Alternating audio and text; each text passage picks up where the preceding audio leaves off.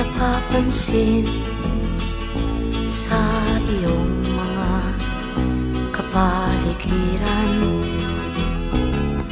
Kay dumi na ng hangin, pati na ang mga ilog natin. Hindi nga masamang pag-unlad at malayo-layo na rin ang ating narating. Ngunit masdan mo ang tubig sa dagat, dati kulay asul, ngayon'y naging itim.